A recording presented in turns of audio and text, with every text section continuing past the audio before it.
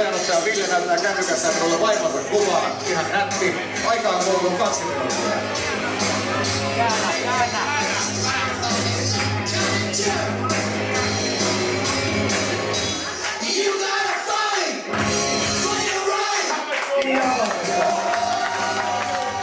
Petteri Pylvänen ja Teuvo Kukkula, sitten tulee ihan tiskiä ja sitten homma jatkuu oikein harjoitus.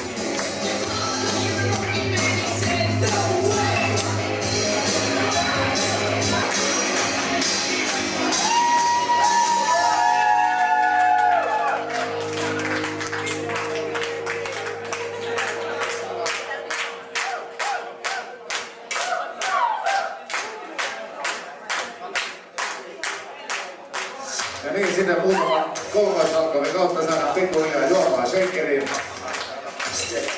Yleisö seuraa hertautumatta. Eikä ihme, koska Teuvon otteet on todella hyvä.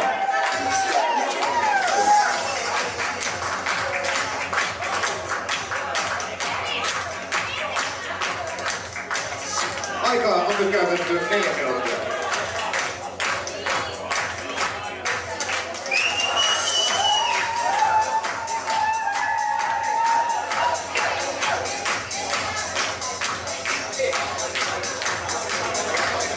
Metsuri katselee tarkasti vierestä, mutta ei näytä mitenkään erityisen vaikuttuneelta. Tällainen Suomena vastaan.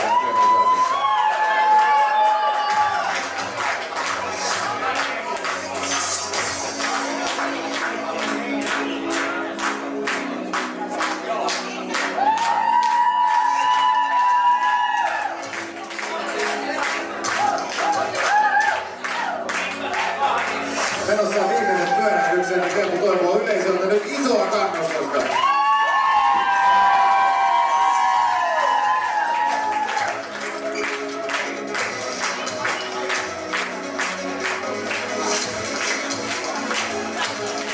Aika on kulunut nyt 5 minuuttia.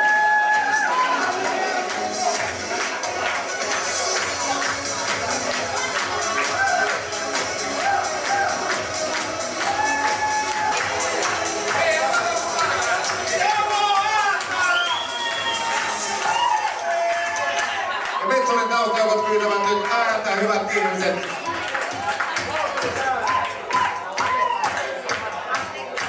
Ja nämä otteet ilman muuta ansaitsevatkin ääntä. Metsuri, aikaa olet käyttänyt 3 minuuttia. Tärkeissä paikoissa mä olen teidän viimeisellä aikana muutenkin. Meillä on siis alkuerissä Kalle Losander, Mika Räisänen, Pekka Paurala, Tomi Metsuri, Pylväläinen, Marko Bjurström ja Teemu Kukkola. Ja nyt sitten kuka heistä? Kilpailijat ovat. Kiitos.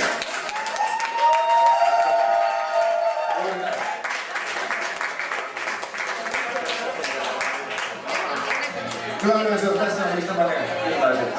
Kisailijat. Hetken kuluttua julistaa myös, että ketkä 4 näistä 6 pääsevät sitten finaaleihin välieriin, joka on luvassa myöhemmin tänä iltana. Hetken kuluttua palkitaan myöskin lehdistön suosikki, lehdistön ihan koitsu. Lehdistön suosikki on tällä kertaa Mika Räisänen. Ja arvostelun perusteena tietenkin ensisijaisesti drinkin makua ja ulkonäköä. Ja kiinnitimme huomiota muun muassa siihen, että miten koristeet ja lasit suhtautuvat toisiinsa, että ne ovat jonkinlaisessa synkassa ja että koristeet antaa esimakua sitä, mitä juoma pitää sisällään, kuten myös makuraati. Ja koska 2 kilpailijaa oli aika lailla tasoissa, joudumme hiukan myös kiinnittämään huomiota esitykseen. Ja Mika Räisänen oli tässä tapauksessa kärjessä.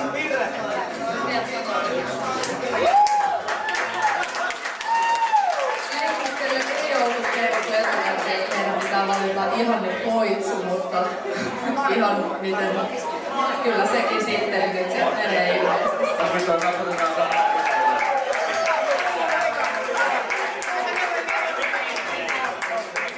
Jollekin vielä epäselväksi. Tässä edessäni seisoo Suomen flirtingin parhaimmista.